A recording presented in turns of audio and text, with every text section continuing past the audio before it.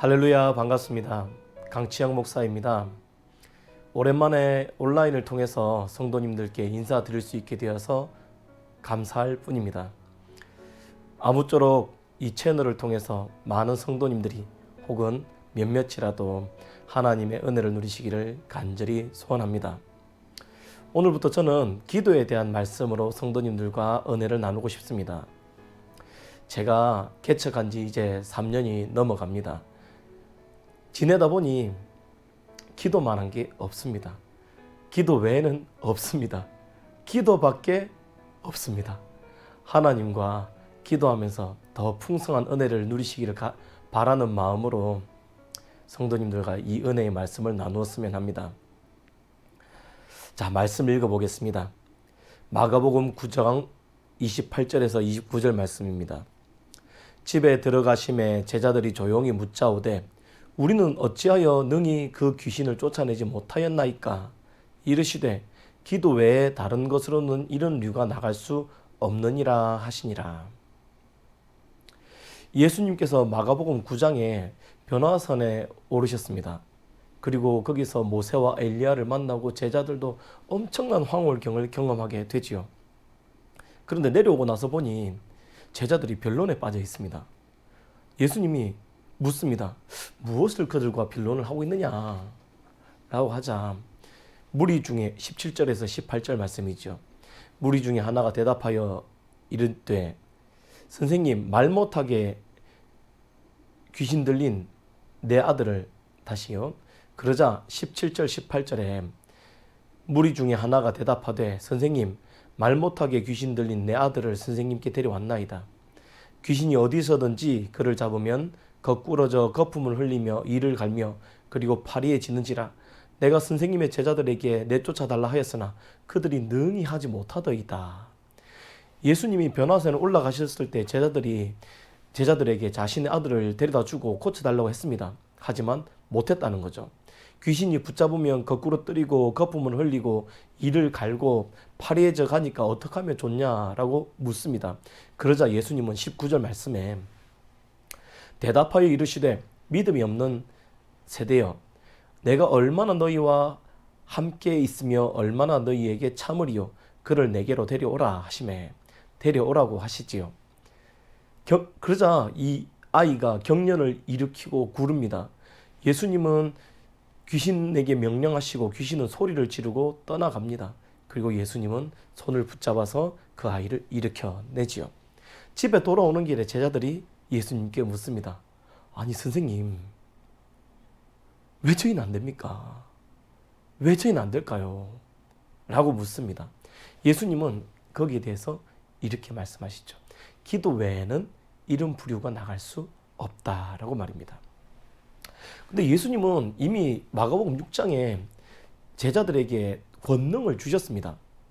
우리 마가복음 6장 7절과 13절 한번 살펴볼까요? 6장 7절입니다.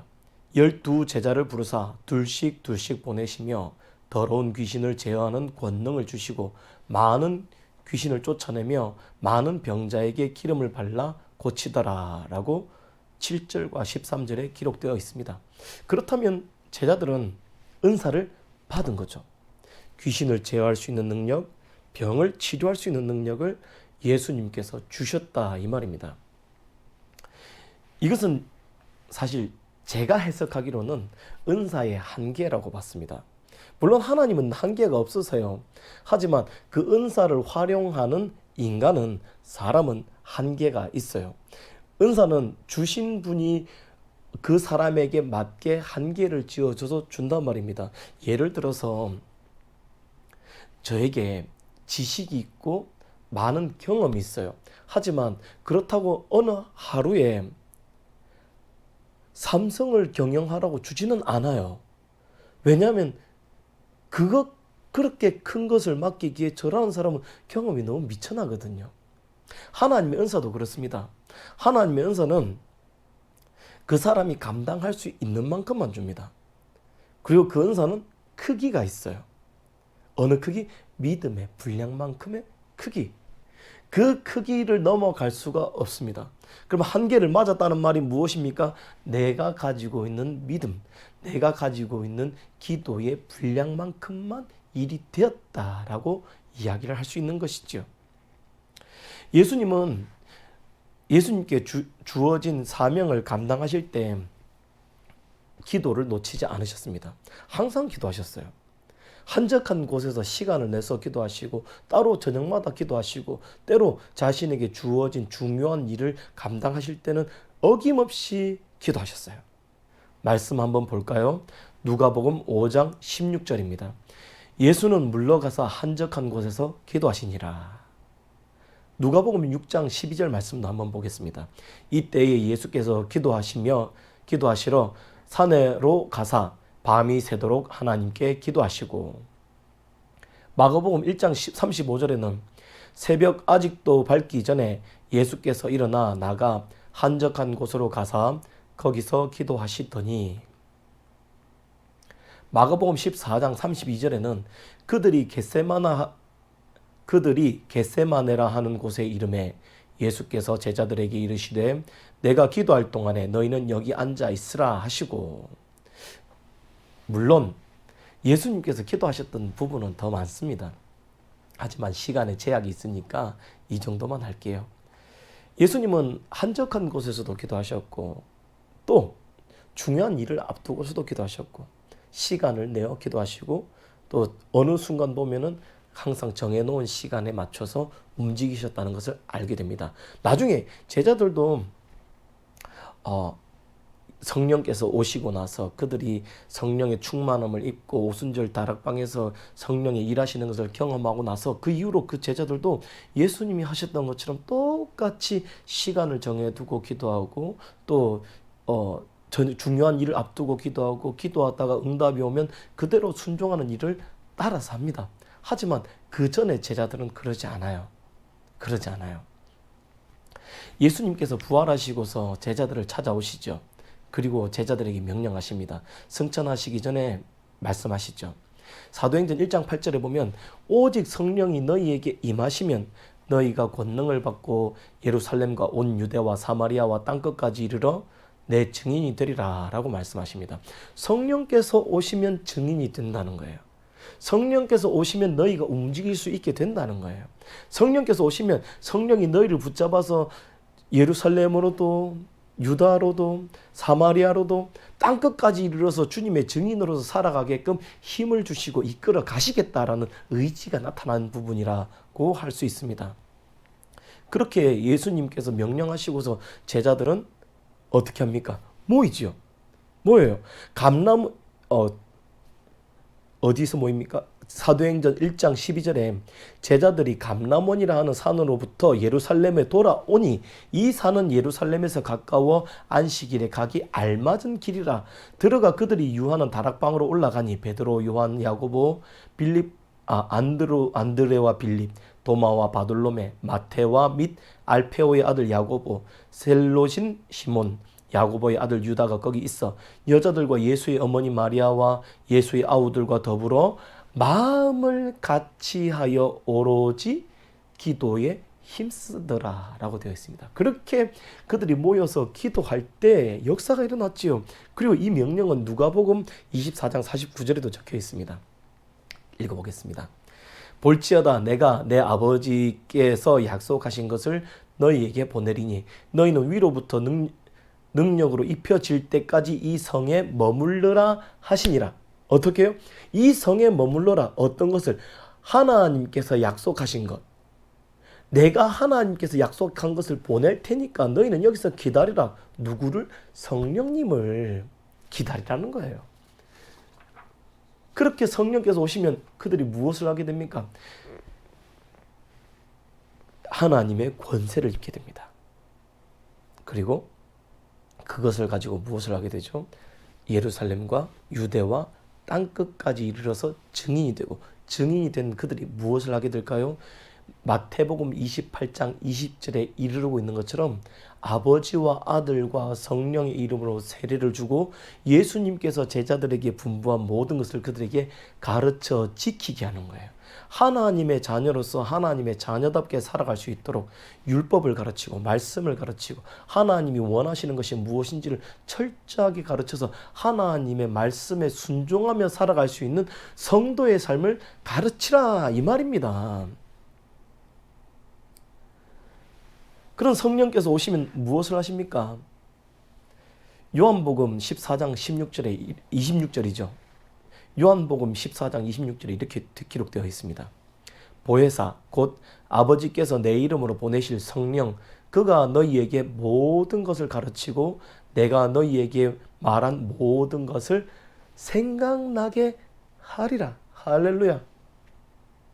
여러분에게 생각나게 하시는 분은 성령님이십니다. 하나님의 말씀을 생각나게 하시고 하나님께서 원하시는 길을 깨닫게 해주시고 우리가 짓고 있는 죄가 무엇인지를 알게 해주시고 내가 돌이켜야 할 부분이 어디임을 알게 해주시는 그분이 성령님이라 이 말입니다. 성령님께서 오셔야지 성도가 성도답게 살아갈 수 있는 것이죠. 성령님께서 오셔야지 기도가 능력이 생기기 시작하는 겁니다. 그런데 성령께서는 기도하지 않는 자에게 오지 않으시지요. 성령님께서는 기도하는 자에게 오셔서 그들과 함께 호흡하고 그들에게 말씀해 주시고 길을 인도하시고 하나님의 뜻을 깨닫게 해주시고 능력을 부어주신다 이 말입니다.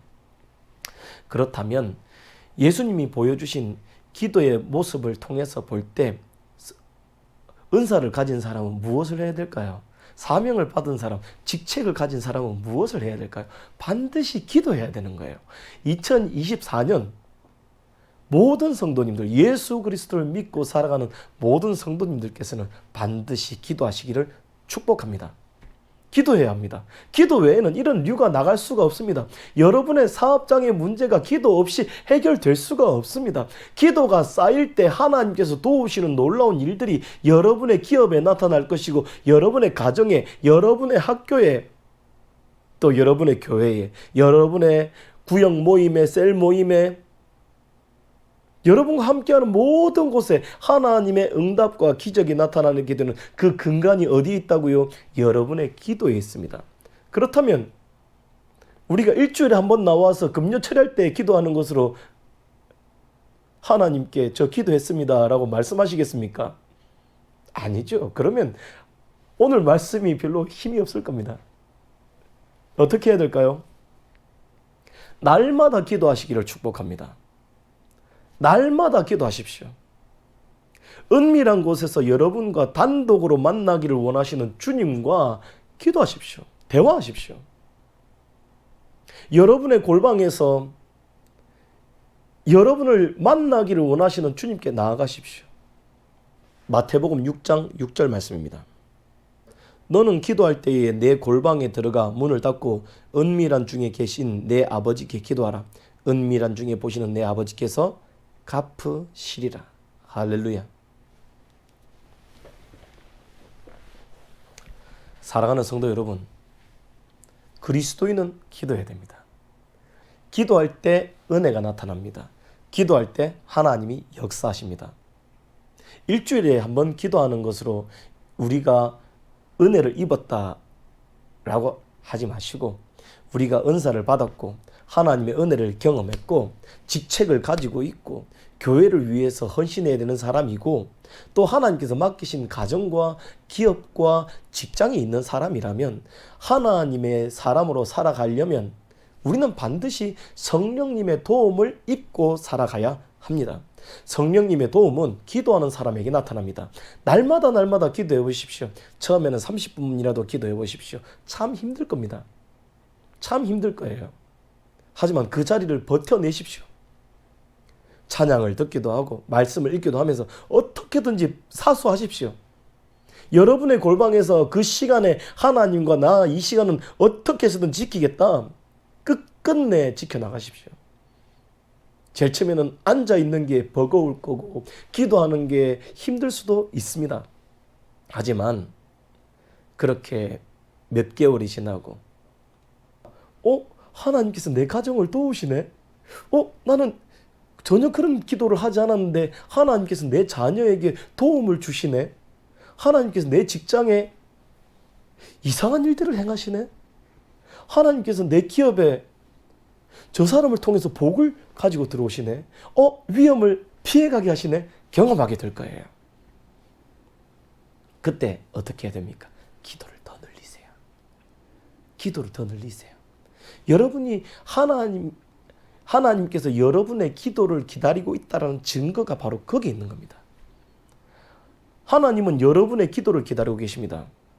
그래서 지금 잠깐 겪는 어려움들이 디딤돌 삼아서 계단 삼아서 하나님께 한 걸음 더 나아갈 수 있는 기회가 될 거예요. 어렵지요? 힘들어요. 때로는 부대낄 수도 있어요.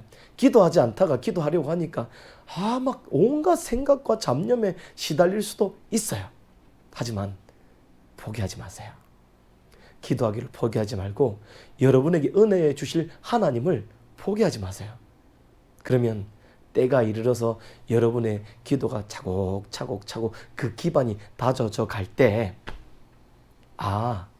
하나님께서 이걸 기다리셨구나 라고 알게 될 때가 있습니다.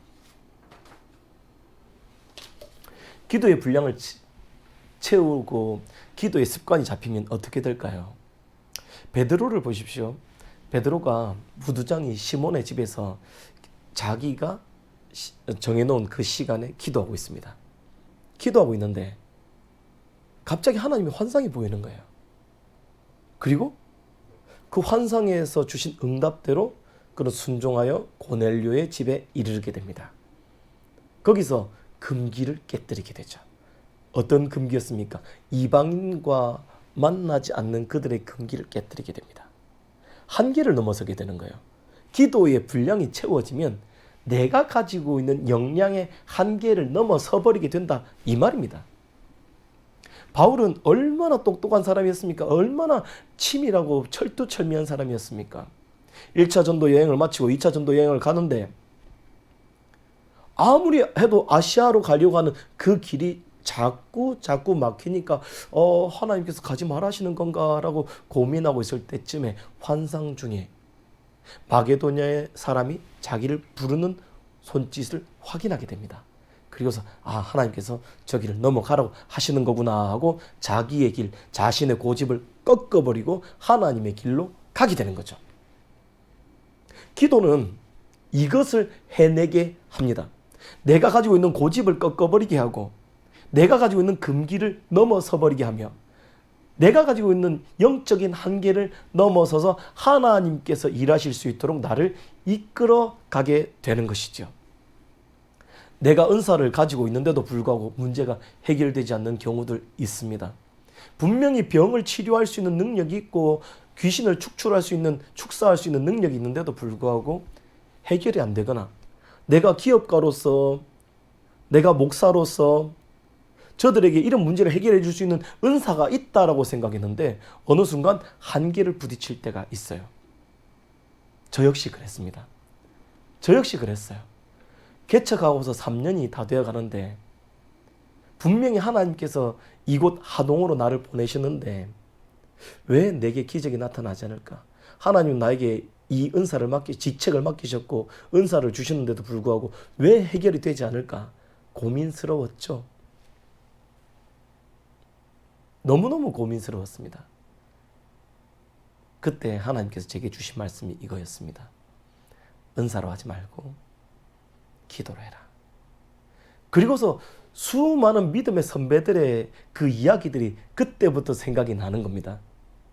그분들이 삼각산에서 소나무 뿌리를 잡고 흔들었다는 이야기부터 시작해서 그들의 믿음의 간증들이 하나씩 제 안에서 다시 솟아오르기 시작하는 거예요. 그분들이 시간이 남아 돌아서 하루에 3시간을 기도하고 7시간을 기도했겠습니까? 아니지요. 그렇게 열정적으로 하나님을 붙잡고 기도할 때 날마다 하나님을 붙잡고 기도할 때 그들은 한계를 넘어서 역사하시는 하나님을 경험해 버렸다 이 말입니다. 지금 이 영상을 보시는 많은 성도님들, 여러분의 한계를 넘어가시기를 간절히 축복합니다. 여러분의 한계, 내가 해결할 수 없는 그 문제를 만나서 지금 앞이 보이지 않고 캄캄한 여러분의 삶에 하나님의 희망의 빛이 비춰지기를 소원합니다.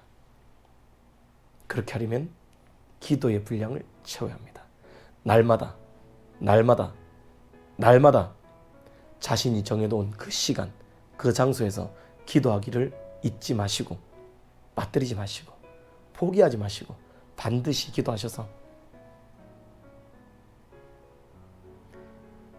하나님이 역사하시는 놀라운 경험을 저에게도 나눠주시기를 부탁드립니다.